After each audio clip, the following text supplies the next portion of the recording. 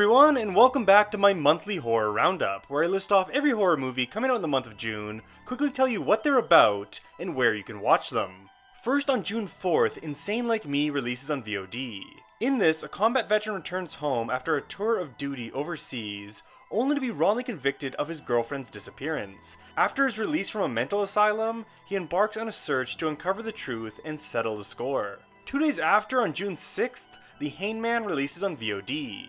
A father battles a murderous cult and a bloodthirsty demon known as the Hangman to save his kidnapped son. A day later, on June 7th, The Watchers releases in theaters. This stars Dakota Fanning, and despite what the marketing may want you to think, this isn't directed by M. Night Shyamalan, but instead is directed by his daughter Ashana. The Watchers follows a woman who finds shelter after getting stranded in an expansive forest and unknowingly becomes trapped alongside 3 strangers that are watched and stalked by mysterious creatures each night. Also on June 7th, The Exorcism releases in theaters. This is Russell Crowe's second exorcism film in as many years, and this time around, it gets a bit meta as he plays a troubled actor who begins to unravel while shooting an exorcism film. Also on June 7th, Trim Season comes to limited theaters. A group of young people go to a remote marijuana farm where they hope to make quick cash, but they discover the location's dark secrets and must try to escape the mountain on which they are trapped. Also on June 7th, Handling the Undead can be seen in select theaters. In Stockholm in 2002, a storm shatters the living and awakens the dead, as all those who have been missing for months come back to life. Also on June 7th, Terror Zone can be rented digitally. 5 bizarre stories that make up this edgy, humorous, and utterly bonkers Italian horror anthology, which gleefully includes serial killers, cannibal sex workers, and environmentalist witches. Finally, not on June 7th, but instead a full week later on June 14th, Exuma drops on Shudder. Exuma's synopsis is: the process of excavating an ominous grave unleashes long-hidden secrets and dreadful consequences buried underneath. A week after that, on June 21st, Blackwater Lane releases on VOD. Late one night, a woman drives by a stranded motorist who is later revealed to have been murdered. After this series of terrifying events, the woman now believes she is the killer's next victim. 4 days later, on June 25th, It's Not Over drops on video on demand. When Sarah's husband dies in a trivial domestic accident, she can finally live out her love affair with her lover Max. The latter, however, begins to become suspicious of Sarah, who seems to be hiding a secret. 3 days after, on June 28th, The Devil's Bath comes to Shudder.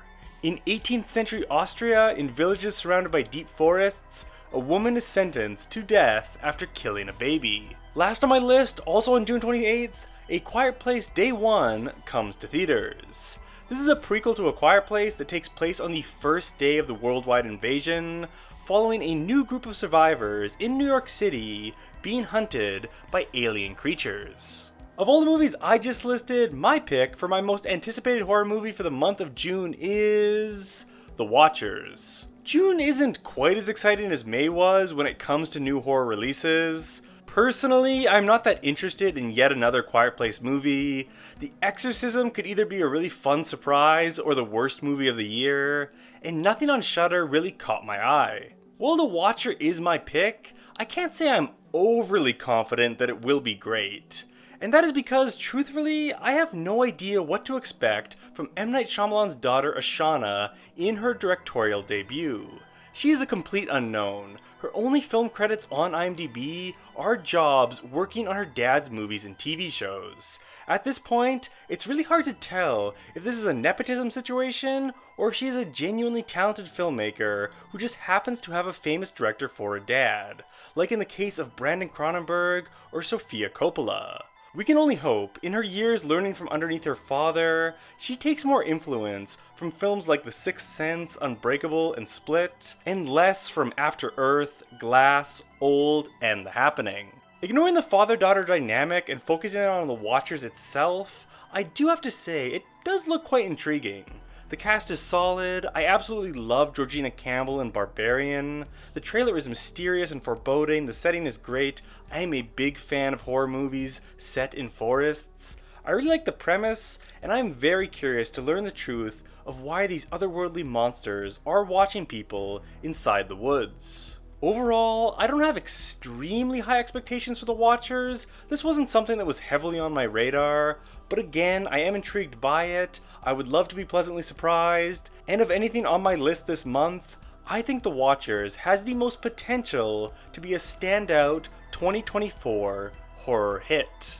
Also, as a new bonus segment before I wrap this video up, while I only usually cover new releases, here are 5 older films coming to Shudder this month that I strongly recommend checking out. Backcountry. An urban couple goes camping in the woods and finds themselves lost in the territory of a predatory black bear. Pyewacket. A frustrated, angst-ridden teenage girl awakens something in the woods when she naively performs an occult ritual to evoke a witch to kill her mother. Hunter x Hunter.